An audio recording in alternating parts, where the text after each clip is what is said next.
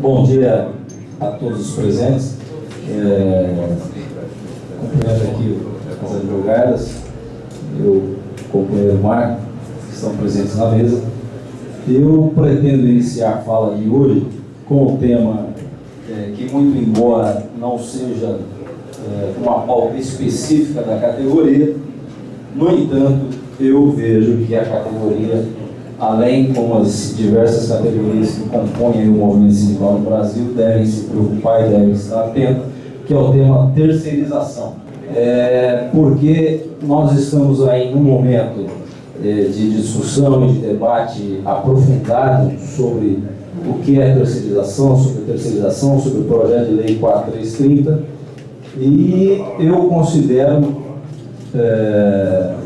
o momento em que o movimento sindical deve estar muito atento, né, até porque o projeto de lei ele foi aprovado na Câmara dos Deputados e está atualmente tramitando no Senado.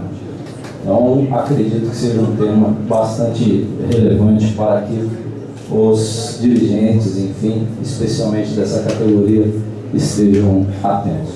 Então, vou começar, se não tiver nenhuma objeção, se todos concordarem com o presidente, nós vamos iniciar a fala então nesse sentido e depois entraremos nas questões específicas, algumas ações, dissídios, enfim, pertinentes à categoria, certo? Terceirização, basicamente, é o seguinte: numa relação de trabalho, numa relação de emprego, pela CLT, deveriam figurar dois atores. O primeiro, o empregador, e o segundo, o empregado, com uma relação e um vínculo direto. Isso é o que dá a estrutura da legislação brasileira, especialmente a que está ali na CLT. Ou seja, o trabalhador deveria ter um vínculo direto com aquele ao qual ele presta serviço. Né? A terceirização, ela é um fenômeno, enfim, dá-se o nome que quiser para isso aí, mas ela está inserida dentro de um processo de reestruturação da produção de bens e de serviços. Porque o modo de produção capitalista, ele não para, né? Ele vai e vem historicamente engendrando todas as ações necessárias para que haja um aumento da mais-valia, para que os empresários e as empresas tenham sempre o maior lucro possível. Na terceirização surge um terceiro ator, né? Ou seja, antes nós tínhamos dois, agora temos três. Então, o empregado que deveria ter relação, vínculo empregatício direto com a empresa para a qual aquele serviço está voltado, ele mantém vínculo com o terceiro que é contratado pela empresa tomadora de serviço. Né? Então, nós temos aí três atores figurando. Temos uma empresa contratante, uma empresa contratada, uma empresa tomadora de serviço, uma empresa prestadora de serviço e uma empresa prestadora de serviço que é essa com a qual esse trabalhador mantém vínculo empregatício direto. Certo? Isso existe hoje, e já existe de longa data, na empresa brasileira de Correios e Telégrafo. E aí, entrando especificamente no projeto de lei 4330, nos modos, nos termos que ele foi aprovado na Câmara dos Deputados, existirá ainda, caso esse projeto seja aprovado, um fenômeno que se amplia, né, a questão da terceirização, porque o projeto ele autoriza a quarteirização, ou seja, o Dr. Marcos tem uma empresa, contrata a empresa do Gândara, que contrata a empresa do Marquinhos para prestar serviço para a empresa do Dr. Marcos. E o projeto de lei 4330, com a redação dos termos que saiu da Câmara dos Deputados, ele aprova de maneira expressa, e aí não cabe interpretação jurídica, não cabe nada, a quarteirização. Um outro aspecto negativo do projeto de lei 4330 é a aprovação e a legalização, vamos dizer assim, daquilo que nós denominamos pejotização. O que é pejotização? Pejotização é um fenômeno pela qual eu tenho uma empresa, quero contratar o Dr. Marcos, mas eu obrigo que ele, né, abra uma pessoa jurídica e, ao invés de eu contratá-lo num vínculo empregatício regido pela CLT, e o contrato de acordo com as regras, né, do direito civil que regulam os contratos. Então, não o contrato do Dr. Marcos, o contrato de uma pessoa jurídica, né? Quer dizer, com isso, obviamente, né, as empresas conseguem de forma legalizada driblar, né, ou fraudar as relações de trabalho, tá? Então, são dois aspectos muito ruins desse projeto de lei, e que, em matéria de terceirização, é bem verdade que hoje nós não temos uma regulamentação. A única coisa que nós temos hoje e que regula essa questão dentro das relações de trabalho é a súmula 331 do TST. E a súmula 331 do TST, que já foi um golpe duro na CLT, não percamos isso de vista. A súmula 331 do TST já foi uma pancada forte, né, na estrutura sindical brasileira e na legislação trabalhista. Por quê? Porque ela mitigou aquilo que o nosso ordenamento jurídico impõe e permitiu que as empresas terceirizassem de forma expressa vigilância e serviços de limpeza. Mas não apenas isso, a súmula também criou os conceitos de atividade fim e atividade meio, que é o que rege hoje e é, digamos assim, o instrumento normativo que o judiciário tem se utilizado para julgar os casos de terceirização. Então, hoje, pelo ordenamento jurídico brasileiro, por força dessa súmula, as empresas estariam autorizadas a terceirizar aquilo que denominamos atividade meio e não atividade fim. Um exemplo, né, no caso da empresa brasileira de Correios e Telégrafos, né, como atividade fim, nós poderíamos pegar o serviço de entrega de objetos postais. A empresa, ela surge, ela existe com essa finalidade. A empresa brasileira de Correios e Telégrafos tem dentro da sua atividade econômica preponderante o quê? A entrega de objetos postais. Então, portanto, como é uma atividade preponderante, essa atividade ela é reconhecida como atividade fim. Se é atividade fim, não pode, pelo ordenamento jurídico brasileiro, ser terceirizado.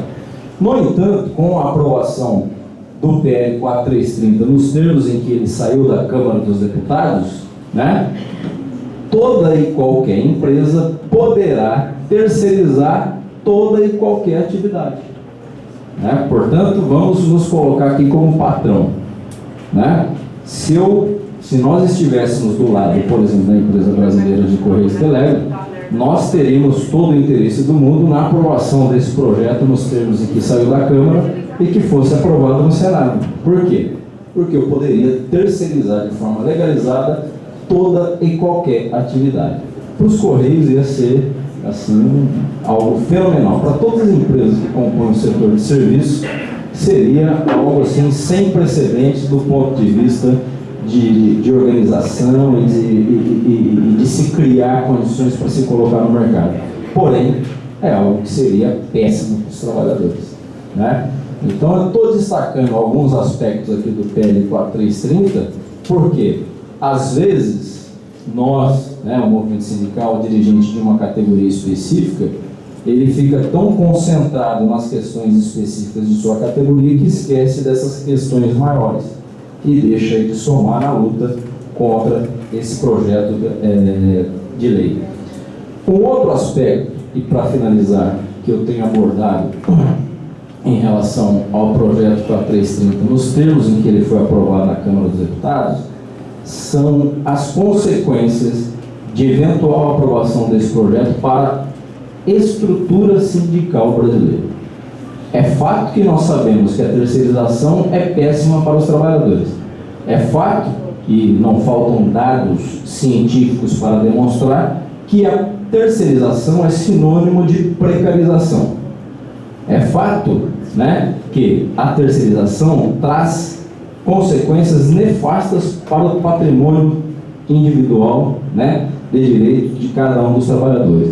Mas ela também traz consequências ruins para a estrutura sindical brasileira. E por quê?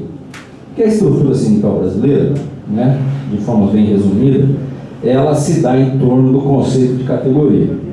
Certo?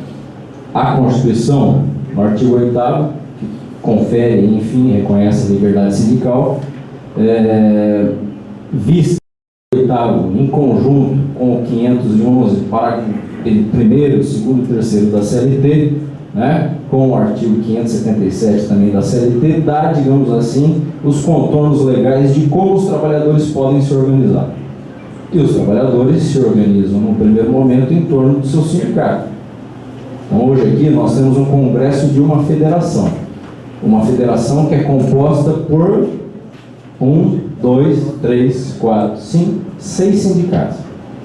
Eu lembro quando nós começamos o debate, né, de reorganização da categoria em São Paulo, muitos dirigentes sindicais não conheciam minimamente a organização sindical brasileira. Por isso que é bom a gente aproveitar esses momentos e também ter um pouco mais de informação. Naquela época, nós conversamos com dirigentes do Sindicato de São Paulo. Os dirigentes, não todos, mas boa parte, e eu acho que isso também acontecia nas outras bases, né? Em Rondônia, no Rio de Janeiro, Rio Grande do Norte, Bauru, enfim, achavam que o sindicato está subordinado à federação. Ou seja, não sabiam sequer que quem goza e quem tem autonomia é a entidade de primeiro grau. Por quê? Porque uma federação, ela é uma organização de sindicatos. Os trabalhadores se organizam em torno do seu sindicato, que por sua vez, por questão de coordenação, por entenderem que uma federação, dependendo das características, pode representar melhor, não no sentido de mais qualidade, porque quem representa bem é o sindicato. Quem está na base é o dirigente sindical do sindicato, não é muitas vezes o dirigente da federação, né? Se organizam no primeiro momento em torno do seu sindicato, com critério dado pela CLT, no número mínimo de 5, se constitui uma federação e pode se constituir também com o número mínimo de 3 federações numa federação, certo? Então, como é que é a organização? De forma vertical: sindicato, entidade de primeiro grau, federação, entidade de segundo grau e confederação, entidade de terceiro grau. E aí surge uma figura, né, que já é histórica, mas passou por um processo de regulamentação, que é a central sindical. Qual a característica da central sindical? Uma central sindical, ela não representa categoria específica. Uma central sindical é uma espécie de guarda-chuva. Ela pode ter sob seu manto diversas categorias. A representação da central sindical é horizontal e não é vertical, pelo conceito de categoria. Mas ela é muito importante porque ela passa a defender interesses comuns de toda a classe trabalhadora e não interesses específicos de determinada categoria profissional. Eu digo isso porque o tempo todo existe questionamento se o sindicato deve ou não se filiar à central, a central faz, a central não faz. Se o dirigente de base não tiver a consciência da importância de uma central sindical, ele não vai criar a convicção política necessária para se manter em determinada central, seja ela A, B ou X, né? Então, o conhecimento da estrutura sindical brasileira era fundamental para travar a luta, né? E muitas vezes os dirigentes sindicais não têm isso à sua mão. E por que o PL 4330, nos termos em que ele está, ele é péssimo e pode arrebentar com a estrutura sindical brasileira? Na medida em que o PL 4330, ele permite, autoriza a terceirização da atividade fim, e ele cria, embora sem especificar, sem dizer o que é, o conceito de empresa especializada, né? Ele, nos termos em que foi redigido, permitirá que as empresas se constituam todas enquanto vendedoras de mão de obra, né, como locadoras de mão de obra, empresas especializadas em quaisquer categorias econômicas que possamos imaginar, e com isso, vou dar um exemplo concreto que é mais fácil entender. Digamos os Correios. Os Correios poderão vir a contratar uma empresa especializada na entrega de objetos postais. Será perfeitamente possível. Os Correios poderão contratar uma empresa especializada para aquele trabalho que o atendente postal faz. no banco postal, por exemplo. Né? Então, esse conceito de empresa especializada, como a lei não diz exatamente que diabo é isso, tá certo? As empresas poderão se enquadrar em qualquer categoria econômica. E a CLT é clara. Quem define a categoria profissional é a categoria econômica. Então, se os Correios poderão contratar tantas quantas forem as empresas necessárias, especializadas em todo tipo de serviços, os mais variados possíveis, e que poderão estar enquadradas em diversas categorias econômicas. Na medida em que isso ocorre, nós não teremos como correspondente aqui uma categoria profissional unificada. Nós teremos o quê? Uma pulverização de categorias. Dentro da empresa brasileira de Correios e Telégrafos, nós teríamos diversas N categorias, tanto quantas fossem as empresas especializadas prestadoras de serviço para os Correios. Então, como a estrutura sindical brasileira, ela tem, né, como critério, e ela está toda organizada dentro de um conceito de categoria, de um lado a categoria econômica, do outro a categoria profissional correspondente, um projeto como esse, se for aprovado, ele mina, né, ele implode, né, essa estrutura sindical, e dentre as consequências que nós verificamos são desastrosas no plano individual dos trabalhadores, no plano coletivo, mas para o movimento sindical ela é tanto quanto, né, desastrosa também. Por quê? Porque promoverá uma fragmentação sem limites, né, do movimento sindical e de suas respectivas representações.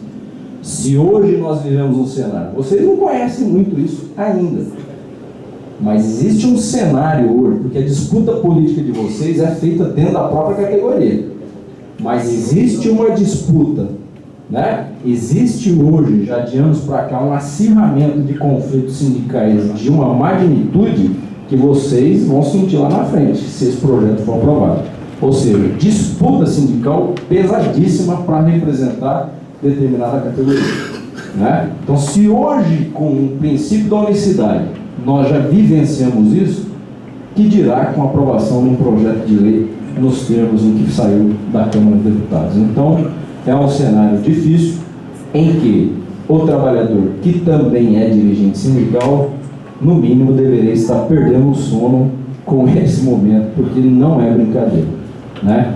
Então, quaisquer ações de quaisquer centrais, enfim, forças políticas contrárias a esse projeto, elas devem ser robustecidas e encampadas, porque as consequências serão péssimas. Os Correios hoje não é mais o Correio da década de 80 e da década de 90. Por isso que, inclusive, é equivocadíssima a discussão de privatização. Não cabe mais, na minha opinião, não cabe. Os Correios já é outra coisa, completamente diferente do que muitos dirigentes vivenciaram lá no passado. Isso por força das alterações, inclusive estatutárias recentes, que ampliaram o objeto social da empresa. Os Correios hoje eles se aproximam muito mais, né, de uma empresa nos contornos de uma sociedade anônima do que de uma empresa pública, mas ainda o é porque foi criado por lei. Enfim, a criação dos Correios obedeceu a todos os ditames da Constituição Federal. E a empresa ainda goza do status de fazenda pública pelas decisões do Supremo Tribunal Federal. Não temos a mesma certeza se o Supremo manterá esse status de fazenda pública, né, a partir de futuros questionamentos das empresas, né, que também atuam no mercado postal de entrega de produtos, de mercadorias vendidas pela internet. Por quê? Porque há uma mudança substancial. E eu, se eu fosse dirigente, eu sempre olharia para frente. Porque para frente, com uma análise, talvez eu tenha maiores condições de me organizar e de me anteceder. Agora, especificamente ao PL 4330, né, óbvio que a situação dos Correios tem uma situação peculiar. De fato, foi retirado do projeto de lei as empresas, né, da administração pública direta ou indireta. Isso foi tirado também porque, de alguma maneira, o governo recuou. Porque cá para nós, todo governo, em todo nível, federal, estadual e municipal, de quaisquer partidos políticos terceirizam e têm todo o interesse em continuar terceirizando. A terceirização que ocorre na administração pública não é brincadeira, né? Em todo tipo de serviço, não é só vigilância, né? Vigilância e limpeza, não. Se você for num prédio de um Tribunal Regional do Trabalho aqui em São Paulo, você vai ver trabalhadores terceirizados fazendo todo tipo de serviço e não apenas a limpeza ou a segurança, né? Se você for no Ministério, é louco, né? As coisas do Brasil, o Brasil de fato é um país, né, sui generis. Se você for lá dentro do Ministério do Trabalho, você vai encontrar trabalhadores trabalhando em serviços, atividades que não estão amparados, né, pelo conceito de atividade meio, sequer. E mais, a coisa é tão pesada que a administração pública foi eximida de responsabilidade por decisão do Supremo Tribunal Federal. Ou seja, ela terceiriza, a empresa terceirizada não paga e depois a própria administração não pode ser responsabilizada numa eventual ação trabalhista. Por uma proposta do deputado federal Carlos Sampaio, no último dia de votação do PL 4330 na Câmara dos Deputados, a emenda aglutinativa número 15, foi retirada a questão da administração pública. No entanto, o Carlos Sampaio, do PSDB, um deputado federal lá de Campinas, ex-promotor de justiça, né, ele inseriu uma frase ali que abriu essa discussão. Que frase é, basicamente? Que os direitos, né, e a regulamentação, assim, ele tentou fazer isso, imposta aqui no projeto de lei 4330 dessa lei, se aplicam também aos trabalhadores da administração pública direta e indireta. Então, se por um lado foi excluída a redação que autorizava a administração pública direta ou indireta a contratar serviço terceirizado, por outro lado, eles enfiaram isso aí que acabou criando essa discussão. Ué, mas se aplica também aos trabalhadores, eu estou, digamos assim, de certa maneira, reconhecendo que essa terceirização também é possível aqui. Por quê? Porque direito é isso, né? Direito não é uma ciência exata, se é que é ciência, né? Mas ela assume os caráteres de cientificidade quando um juiz vai aplicá-la ao caso concreto. E essa aplicação do juiz é fruto do quê? De uma interpretação. E a interpretação do juiz não surge do nada, do vazio. Surge de acordo, inclusive, com as convicções ideológicas que ele tem. Não é isso? Existe um filósofo chamado Hans Kelsen, que ele tem uma passagem, uma ilustração importante, que é mais ou menos o seguinte: quando o juiz vai aplicar a lei ao caso concreto, ele tem aqui uma espécie de moldura. Dentro dessa moldura, ele tem todas as interpretações possíveis. A hora que o juiz escolhe uma das interpretações que são logicamente possíveis, esse ato dele é um ato de escolha, portanto é um ato político. Estou compreendendo? Então o juiz não vota de forma técnica. O juiz decide de acordo com aquilo que ele acredita. Tá certo? É assim que acontece. Então, Marquinhos, só para tirar essa dúvida, não quero aqui te corrigir, mas só te cutucar. Eu acho que assim, quando você fala aqui, categorias que são de empresas públicas, enfim, ou vinculadas à administração pública indireta, deram uma sossegada. Uma sossegada, eu sei que não é o seu cara, porque eu te conheço, é militante, né? Mas não dá para sossegar. Ainda que tivesse de forma clara que os Correios, com aprovação do PL 4330 do jeito que está, não poderia terceirizar, ainda assim não seria motivo de sossego para a categoria de vocês. Eu acordei hoje cedinho e a cabeça não para, né? Eu estava pensando um pouco sobre a terceirização, esse momento que a gente vive na categoria de vocês e na empresa pública, na empresa brasileira de Correios Telégrafos.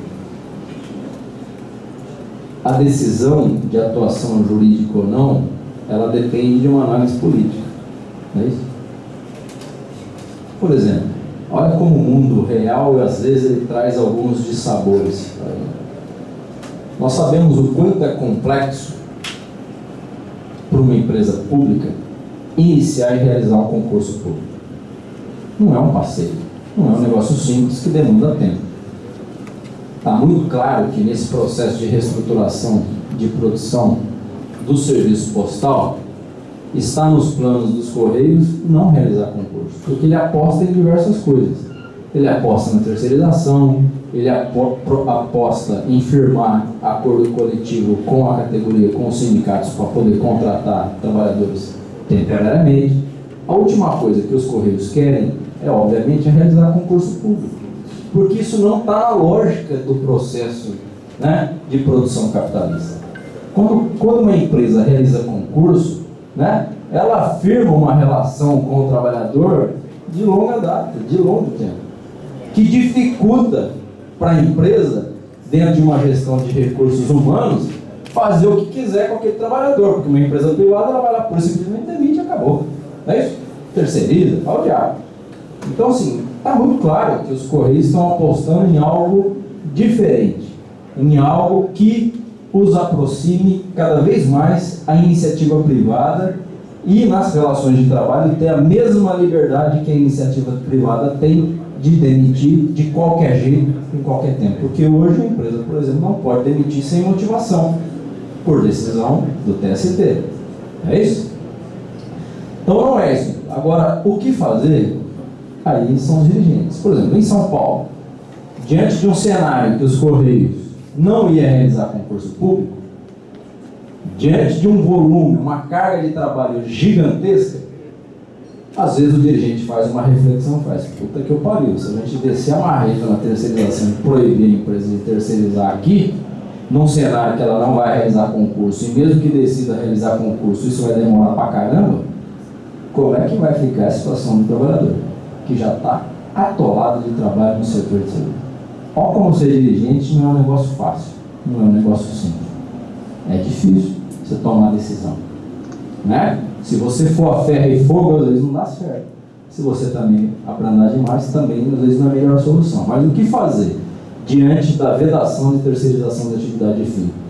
Talvez, aí é um pitaco meu, nós temos denúncia e inquérito civil público, por exemplo, em São Paulo, no Ministério Público do Trabalho, para apurar a terceirização de atividade fim.